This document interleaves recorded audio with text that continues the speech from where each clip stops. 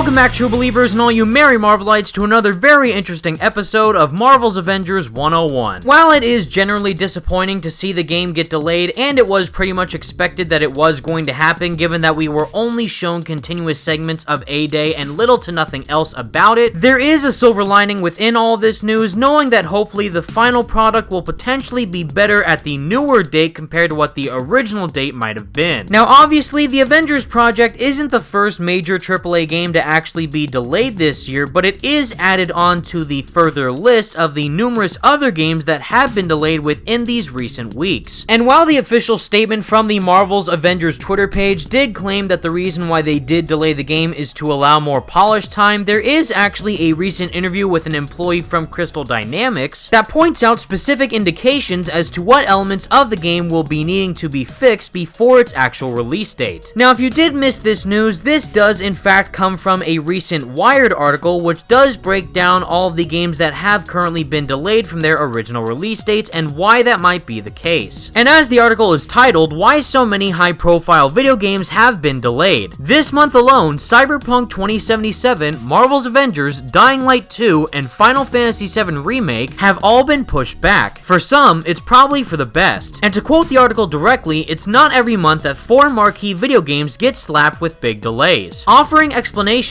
with sterile words like polish and fine-tuning, the studios behind Cyberpunk 2077, Marvel's Avengers, Dying Light 2, and Final Fantasy VII Remake, as well as Iron Man VR, which isn't actually listed within this article, have all announced that they're pushing back their games, joining the ranks of some of this year's most anticipated titles, like Animal Crossing New Horizons, Skull and Bones, Doom Eternal, and The Last of Us Part 2, which have been delayed as well. And while this article does fully break down the other specific elements as to why those other huge AAA games were delayed, we're mainly going to go over the main quote that does relate to Marvel's Avengers. And to begin with a very interesting setup, one current employee at Crystal Dynamics, the studio behind the delayed Marvel's Avengers game, who also asked to remain anonymous, gave a list of factors that could delay a game today. These include needing more polish, bug fixes, or beta testing, troubleshooting multiplayer server issues, and online matchmaking, getting asked to release the game for more consoles than were planned, and so on. I believe that in most cases, delays are made so that the game experience can reach its full potential before release. Now, even though this anonymous employee is simply stating the multiple factors that could go into consideration for having a game be delayed in the first place, I do believe that this person in particular is directly stating all the multiple problems that the Avengers game is currently facing with their delay. Like we already saw in the Twitter post, is that they themselves have claimed that they do in fact need more polish to make sure the game is better once it does fully release for the public to get their hands on. But to be a bit frank, the overall term of more polish doesn't really fully clarify to us, the audience, as to why the developers needed to delay the game in the first place. But luckily, the article does break it down a bit more by stating that there are things like that of beta testing, troubleshooting multiplayer servers, and online matchmaking. And since we know that Marvel's Avengers is indeed going to be a fully single-player and co-op experience with live service elements that players can interact in for years to come, that is definitely going to be one of the biggest aspects of the game as a whole. And if that primary online feature wasn't fully ready to be used by the full time of its original release on May 15th, that would absolutely hinder the overall reviews that the game would garner. This also heavily relates to how well the game will run on its own by the time it does release, either with that of in-game frame rate or actual internet connections when playing with co-op with friends online. And knowing that we have yet to see what the co-op actually looks like within this game, as well as the overall frame rate in the trailers looking extremely choppy at certain points, I'm very glad that they are taking their time to make it the best product that it can possibly be. However, it still is extremely annoying considering how they did fully promote their game at E3 last year, stating that it would in fact release on time on May 15th, 2020. Although, if you are aware of the main business practices that Square Enix is known for, they have done things like this time and time again, so I really shouldn't be too surprised that they are doing it yet again with Marvel's Avengers. But the final point that sticks out to me the most within this person's quote is indeed the fact that the game could be releasing on other platforms that weren't originally planned. And considering that we do know that Marvel's Avengers is officially going to release on the PlayStation 4, Xbox One, PC, and Google Stadia, but now the delay date is within September of 2020, this puts it right alongside the time where the next generation consoles of that of the PlayStation 5 and Xbox Series X are going to release. And while it hasn't been officially confirmed by anyone over at Square Enix, Marvel Games, or Crystal Dynamics, I do think that this is a clear indication that the game itself may in fact release fully on the next-gen platforms of the PS5 and Xbox Series X. This would definitely be considered as a huge benefit for the game overall if it does end up releasing on the next-gen platforms, considering how it is going to be a live service game with added content for years on. So if we're potentially going to only receive this game with added content for years to come on the last-gen platforms by the time the next-gen platforms come out, it wouldn't really be considered the most beneficial move for the game, as it turns out, with added content and more players coming in to buy the game at launch or afterwards when all the content is added within the final product. And whether or not this turns out to happen, we'll just have to wait and see. However, we do know that both the PlayStation 5 and Xbox Series X are both going to be fully backwards compatible with that of the PS4 and Xbox One. So even if you do end up buying one of the next-gen consoles, you will be able to play the Avengers project on it regardless. And with all that said, everyone, that's the video I have for you today, and please let me know all your thoughts in the comments section down below. What other aspects of Marvel's Avengers are you expecting to be improved upon given the overall delay, and what do you want to see be improved upon the most? Even though it is a simple aesthetic choice, I would personally really like to see the game's designs for the characters be a bit more polished by the time the game does release. And given this recent tweet from the Marvel Games Director of Production, Eric Monticelli, it may not be too far-fetched if that does turn out to be true. Now, a couple days ago at the time of this recording, Eric did post on Twitter, "Alas, poor Captain, I knew him well,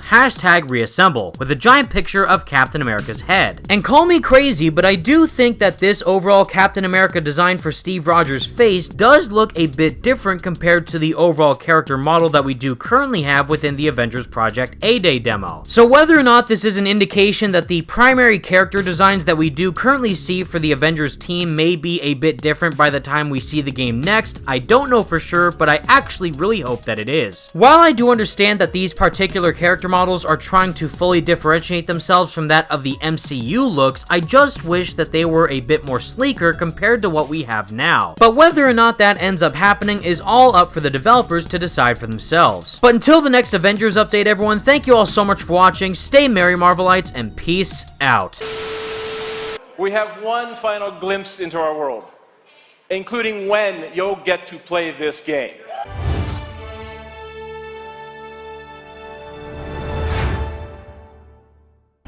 Is that a joke?